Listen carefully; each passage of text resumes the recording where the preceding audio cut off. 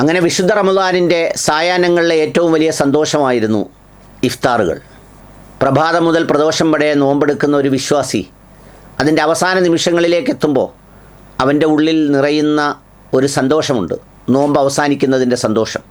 താൻ ഈ പകലന്തിയോളം തൻ്റെ വികാരവിചാരങ്ങളെ വിശപ്പിനൊപ്പം നിയന്ത്രിച്ചു നിന്ന ഒരു മനുഷ്യൻ്റെ വിജയത്തിൻ്റെ സന്തോഷം, അത് അവസാനിച്ചതിൻ്റെ സന്തോഷം. അതോടൊപ്പം പിന്നെ മനസ്സിലുണ്ടാവുക അത് സ്വീകരിക്കപ്പെടുമോ എന്നുള്ള ആശങ്കയാണ്. വിശുദ്ധ റമദാൻ്റെ അവസാന ദിവസങ്ങളിൽ എത്തുമ്പോൾ ഒരു യഥാർത്ഥ വിശ്വാസിയുടെ മനസ്സിൽ മുഴുവൻ കഴിഞ്ഞ 30 ദിവസക്കാലമായി താൻ നിർവഹിച്ച ഈ ത്യാഗപൂർണമായ ഈ നന്മ അതിൻ്റെ പൂർണ്ണതയോടെ നിർവഹിക്കാനായോ എന്ന ആശങ്കയാണ്. അതിനുവേണ്ടിയുള്ള പ്രാർത്ഥനയാണ്. ആ പ്രാർത്ഥനയിൽ എല്ലാവരോടുമൊപ്പം എന്നെയും ഉൾപ്പെടുത്തണമെന്ന് വിനീതമായി നിങ്ങളോട് ഓരോരുത്തരോടും അഭ്യർത്ഥിക്കുകയാണ്. ഈ ഇഫ്താറുകളിൽ വളരെ വേറിട്ട ചില ഇഫ്താറുകൾ കൂടി പറയേണ്ടതുണ്ട് എന്ന് വിചാരിക്കുന്നു. അതിലൊന്നാണ് ഡോക്ടർ സബീൽ അഹമ്മദ് എന്ന് പറയുന്ന മനുഷ്യൻ നടത്തിയ ഒരു ഇഫ്താർ. അതിൽ ഇപ്പം നമ്മുടെ ആരിഫ് ഹുസൈനെ പോലെയുള്ളവർ ഇരുന്ന് ഇസ്ലാം മതമെല്ലാം ഇല്ലാതായി തകർന്നുപോയി തീർന്നുപോയി എന്നൊക്കെ പറയുമ്പോൾ കഴിഞ്ഞ 3 വർഷങ്ങൾക്കോ 4 വർഷങ്ങൾക്കോ ഇടയിൽ ഈ വിശ്വാസത്തിലേക്ക് കടന്നു വന്ന 6000-ഓളം മനുഷ്യരിൽ കുറേ പേരെ ചേർത്തിരുത്തി നടത്തിയ ഒരു ഇഫ്താറാണ്. അവരുടെ അനുഭവങ്ങളാണ് ഇതിൽ പങ്കുവെക്കുന്നത്. ഇതേ കാണാം. ഇതിൻ്റെ ലിങ്ക് കമൻറ്റ് ബോക്സിലും ഇട്ടേക്കാം.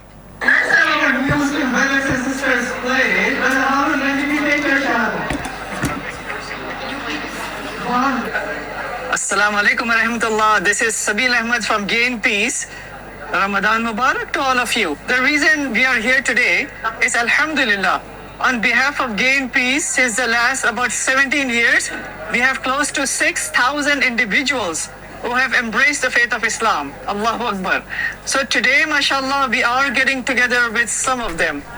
ഇതാണ് അതിൽ ഒരു ഇഫ്താർ. രണ്ടാമതൊരു ഇഫ്താർ സമാനമായ രീതിയിൽ പല പള്ളികളും ചെയ്യുന്നുണ്ടാവാം. പക്ഷേ എന്നെ വല്ലാതെ സ്വാധീനിച്ചു കരമന മുസ്ലിം ജമാഅത്ത്. എൻ്റെ മകൾ പഠിക്കുന്ന കോളേജ് അതിൻ്റെ തൊട്ടടുത്താണ്. ആ പ്രൊഫഷണൽ കോളേജിൽ ഒരുപാട് കുട്ടികളുണ്ട്. അവരെ കുട്ടികൾക്കിടയിൽ വിവിധ വിശ്വാസങ്ങളിലുള്ളവരൊക്കെയും ചേർന്ന് നോമ്പെടുക്കാറുണ്ട്. ഈ നോമ്പനുഷ്ഠിക്കുമ്പോൾ സെൽഫ് റൺ ഹോസ്റ്റലുകളിലൊക്കെ നോമ്പ് കാലത്തെ ഭക്ഷണം വലിയ ബുദ്ധിമുട്ടും പ്രയാസവുമാണ്. ആ സന്ദർഭത്തിലാണ് ഈ കരമന മുസ്ലിം ജമാഅത്തിൻ്റെ ഭാരവാഹിയായിട്ടുള്ള റാഫിയെ ഞാൻ വിളിച്ചു പറയുന്നത്. അവർ ഈ കുട്ടികൾക്ക് മാത്രമല്ല, ഇതുപോലെയുള്ള ഹോസ്റ്റലിൽ ഒക്കെ പഠിക്കുന്ന നിരവധിയായ വിദ്യാർത്ഥികൾക്ക് രാത്രി ഭക്ഷണവും നോമ്പ് തുറയും ഏറ്റവും സുഭിക്ഷമായ രീതിയിൽ നിറഞ്ഞ മനസ്സോടെ നൽകുകയായിരുന്നു.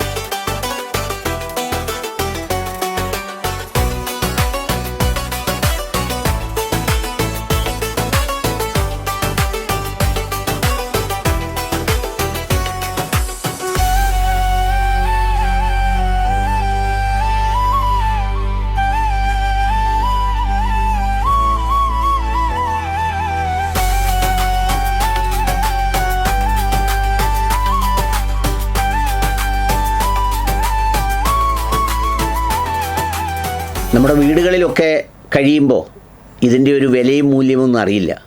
നാട് വിട്ടു പോകുമ്പോഴും പഠനത്തിനോ മറ്റാവശ്യങ്ങൾക്കോ ഒക്കെ പോകുമ്പോഴാണ് ഈ നോമ്പെടുക്കലിൻ്റെയും നോമ്പ് തുറയുടെയും ഒക്കെ പ്രയാസങ്ങൾ അറിയുന്നത്. വീട്ടിലാവുമ്പോൾ നിറഞ്ഞ മനസ്സോടെ ഉമ്മയുണ്ട്, അല്ലെങ്കിൽ ഭാര്യയുണ്ട്. അവരൊക്കെ തന്നെ എല്ലാം വളരെ മനോഹരമായി ചെയ്തു വെക്കാറുണ്ട്. അതിൻ്റെയൊന്നും വലിപ്പത്തിലല്ല, അല്ലെങ്കിൽ ഒത്തിരി വിഭവങ്ങളിലല്ല. ആ സമയത്ത് നമ്മുടെ ശരീരത്തിന് ഉതകുന്ന ഭക്ഷണം ലഭിക്കുക എന്നുള്ളതാണ്. ഏതായാലും ആ വലിയ ദൗത്യം നിർവഹിച്ച കരമന മുസ്ലിം ജമാഅത്ത് പരിപാലന സമിതിയെ പ്രത്യേകം ഓർക്കുന്നു. തുടരണം ഇതുപോലെ നിങ്ങൾ ഓരോരുത്തരും ഓരോ പ്രദേശങ്ങളിലും. ഈ പറയുന്ന പ്രയാസപ്പെടുന്ന ആളുകൾ, ബംഗാളികളായ ആളുകൾ ഒക്കെ നോമ്പനുഷ്ഠിക്കുന്നവരുണ്ട്. അവർക്കൊക്കെയും ഇത് നൽകാനും കൊടുക്കാനുമൊക്കെ വരും വർഷങ്ങളിലും കഴിയട്ടെ എന്ന് ആത്മാർത്ഥമായി പ്രാർത്ഥിക്കുന്നു. നിങ്ങൾ ചെയ്ത നന്മയ്ക്ക് പ്രതിഫലം കിട്ടട്ടെ എന്ന്.